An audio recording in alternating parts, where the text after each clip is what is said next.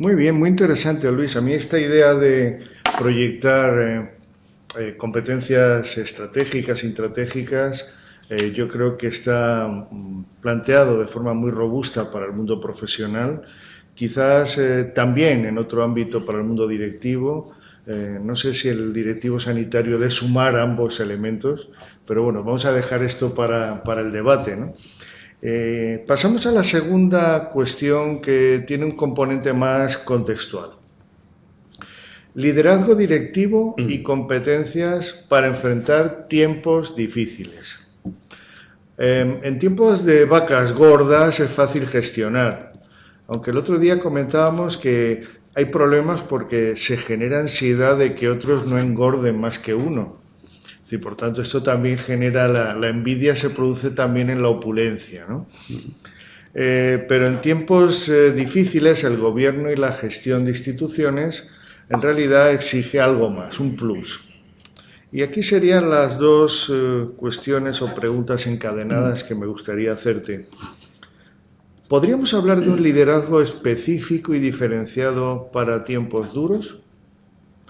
Y ligado a esto, Luis, ¿crees que nuestros directivos han migrado desde un liderazgo más blando en la expansión de los 2000 a otro más resiliente, adaptativo, necesario entre, bueno, cuando estalla la crisis 2009-10 hasta ahora?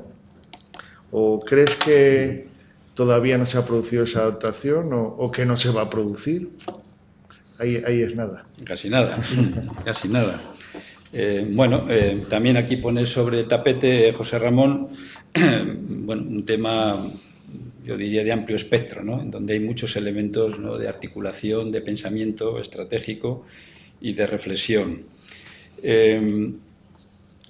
Está claro, bueno, sobre el liderazgo también hay múltiples definiciones. La sociedad americana, siempre he dicho en esta casa desde hace muchos años, hasta hace año y medio, 2 años, bueno, pues tiene definido más de 300 elementos conceptuales sobre el liderazgo, ¿no? Sobre de las cosas que probablemente en el mundo del management más se ha escrito en las últimas 2 décadas, 3 décadas, yo diría. Está claro que contestar a esta pregunta que en alguna medida identifica un poco la realidad que hemos estado viviendo en los últimos años. José Ramón plantea el hecho de que si esta crisis de 8 o 9 años en alguna medida ha cambiado el comportamiento, la conducta, ¿no?, del mundo directivo, desde liderazgos que él denomina blandos a liderazgos más resilientes. No es fácil el saberlo, ¿no? Una de las cosas que por principio a mí me gusta siempre decir es que es muy importante para nuestro sistema sanitario que los profesionales en el ámbito de la dirección tengan un reconocimiento social, tengan una reputación, tengan unas credenciales que en última instancia les, digamos, un poco les refuerce su propio autoritas. Y no ya tanto, digamos, como profesionales, directivos, como línea de transmisión de la órbita política. Que eso, en alguna medida, es muy limitante y exige muchas miradas al retrovisor. Y, por tanto, digamos, muy poco, empuje emprendedor y asumir los riesgos que la responsabilidad en un momento determinado exige. Hay... digamos, desde el punto de vista teórico, podemos decir que hay algunos dones que son innatos, que forman parte del liderazgo. Es decir, que, digamos, hay personas que genéticamente, digamos, están, digamos, más avalados en términos de dones para enfrentar determinados escenarios en donde el liderazgo es un elemento sustantivo, sobre todo en procesos de transformación y de cambio. Pero hay otro liderazgo que es un liderazgo adquirido, es un liderazgo basado en la propia experiencia personal, en el propio esfuerzo, en enfrentar la incertidumbre y la impredictibilidad que implica la toma de decisiones. En definitiva, es un proceso de maduración. Alguien podrá decir, y ambos son convergentes. No, es que ambos se refuerzan mutuamente. Esto es muy importante. Yo creo que, digamos, pero para eso tiene que haber una gestión virtuosa para que haya una confluencia, digamos, en estos dos componentes del liderazgo. Ese liderazgo, que como comentaba José Ramón, puede cambiar, digamos, su perfil de enfrentar la realidad en la toma de decisiones y la responsabilidad en función de la propia dinámica que viva un sector concreto o, digamos, una institución concreta.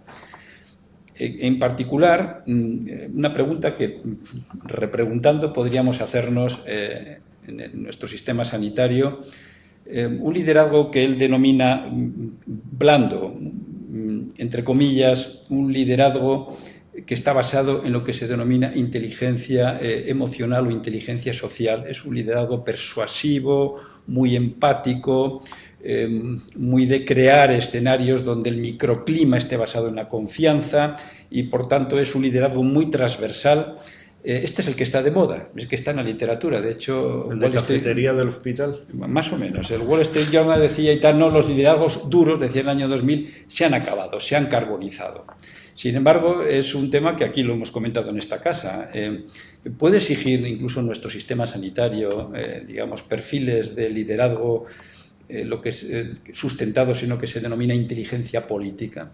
La teoría y la práctica sobre esto, digamos, hay muy poco escrito sobre este tema, pero hay circunstancias y situaciones que exigen comportamientos, conductas de personas que asumen la función de directiva mucho más jerárquicas, mucho más vinculadas a resultados, en donde no se deja condicionar este profesional de la dirección por una realidad concreta y que, por tanto, bueno, es lo que se ha venido a denominar liderazgos intimidatorios. Que en última el término suena fuerte. Suena fuerte, liderazgos intimidatorios. Figura por la que, paradójicamente, insisto, por la que sienten mayor imantación muchos profesionales más allá de la retórica piensan que un liderazgo duro les puede dar muchas más posibilidades de expresar sus potencialidades, porque un liderazgo duro es un liderazgo de audit, es un liderazgo muy exigente sobre resultados, es un liderazgo que exige un cumplimiento de los objetivos de una forma rigurosa, etcétera. Y hay muchos profesionales que se sienten, insisto, empáticos con estas formas de liderazgo. Liderazgo persuasivo, liderazgo intimidatorio, es un discurso en la literatura, hoy está encima del tapete también, porque hay determinados momentos en que enfrentar el cambio exige no solamente autoritas, que es exigible hoy en un contexto, sobre todo en el mundo del conocimiento, sino también potestas. Poder para poder tomar esas decisiones, para poder en última instancia enfrentar esta realidad.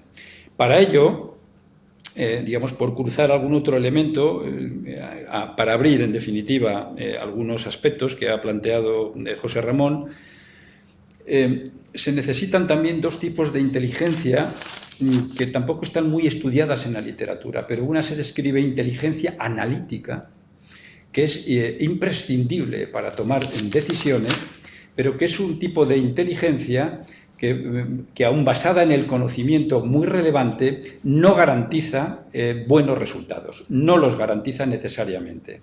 Sin embargo, lo que sí parece que garantiza mejores resultados es otro tipo de inteligencia que se denomina inteligencia práctica y que viene a significar este tipo de competencias, de habilidades para saber en qué momento, en qué lugar, cómo, es decir, todos estos adverbios y el por qué tomamos decisiones. Esto, en qué momento tomamos decisiones, es un tema clave. Los griegos creo que lo denominaban kairos, es decir, en muchas ocasiones no elegir el mejor momento para tomar una decisión puede hacer fracasar un elemento de valor muy consistente, ¿no? Por tanto, hay que jugar con estos dos tipos de inteligencia, con los dos. El segundo garantiza, dice la literatura, garantiza más el éxito, mejores resultados, mayor excelencia, la inteligencia práctica, que es nuestra curva de experiencia y aprendizaje para saber en todo momento, percibir en todo momento el qué, el cómo, cuándo, si es just in time o hay que demorar en el tiempo, en definitiva, el corto, el medio, el largo plazo.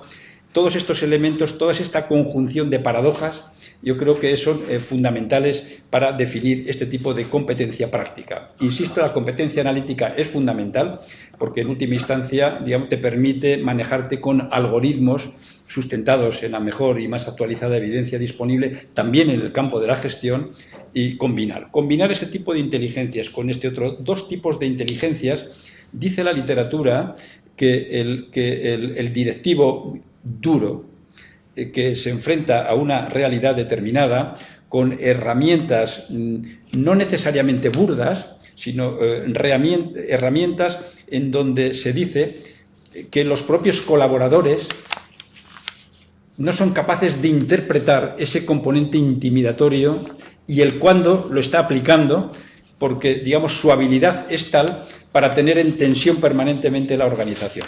De tal forma que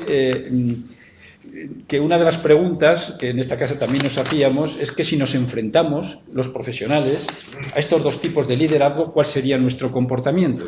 Si nos enfrentamos a un liderazgo intimidatorio, ¿cómo nos acercamos a esa guarida del león? ¿Cómo somos capaces de mirarle de frente sin quedar exhaustos? Cuentan una anécdota, esto lo leí hacía unos años y tal, del presidente Johnson, que al parecer era muy autocrático, tendría un liderazgo político, digamos, muy duro, digamos, con sus colaboradores. Y uno de los colaboradores, al parecer, el que le escribía habitualmente parte de los textos, etcétera, él dictaba y le escribía, le reescribía, pues en un momento determinado, en la Casa Blanca, bueno, el presidente Johnson dijo: acompáñeme usted, le dijo a un colaborador, que entonces era un colaborador, no tenía un statu quo, digamos, alto en la línea de gobierno, pero, digamos, era una persona de confianza para él. Y entró al servicio y, bueno, cerró la puerta, pero al parecer el servicio de unos servicios que tiene cristales, cristalado, etcétera. Y le dije: toma nota que te voy a ir dictando, el señor fuera. Y entonces el colaborador fue recogiendo las frases que él le decía y en un momento determinado le vino a decir algo así como que no sé si me estás recogiendo bien lo que yo te estoy trasladando. Si quieres, puedes pasar aquí dentro. Y entonces, al parecer, el colaborador en la intimidad, y el colaborador le dijo más o menos lo que dice la prensa de la época, viene a decir y tal: donde usted está no hay silla más que para un rey. Bueno, digamos, frase que, y por tanto, no me parece que yo deba de ocuparla. Por tanto, digamos, terminó la cosa con que a los 2 o 3 meses era el jefe de gabinete del presidente Johnson. Quiero decir un poco que el cómo enfrentar, digamos, el desafío, el reto de un líder intimidatorio, que tiene muchas características, está definido en la literatura, no me extenderé más. El problema está que hoy parece que en un sector como el que estamos trabajando, el liderazgo que denominamos liderazgo emocional o liderazgo social, que es, insisto, es un liderazgo que, digamos, se soporta básicamente su identidad en la autoritas más que en la potestas, digamos, probablemente es el que más, en última instancia, estamos viviendo en nuestra realidad. Pero no hay que excluir que para situaciones de crisis, de cambio transformacional, de toma de decisiones con muchos riesgos, en donde la institución hay que cogerla por la solapa y moverla, un liderazgo más jerárquico, más top-down, más de arriba abajo, pues puede, en última instancia, también ser complementario. En ambos casos, se dice, y termino, que existe un tipo de experteza por parte de ambos liderazgos muy importante sobre el conocimiento que tienen de la organización y de las personas. El liderazgo intimidatorio no es un liderazgo rústico, no, es un liderazgo apropiado para conseguir los objetivos y llevar a cabo la estrategia de cambio que se persigue. Y que, por tanto, probablemente en otras circunstancias, este líder político, digamos, de competencias políticas, podría, en última instancia, digamos, reconducir parte de su discurso en otros entornos en la que la transformación sea una transformación más continuada, no tan radical, no de enfrentarse a una crisis de supervivencia, por ejemplo, en una organización. Así, en síntesis, sería un poco la reflexión que yo haría sobre estos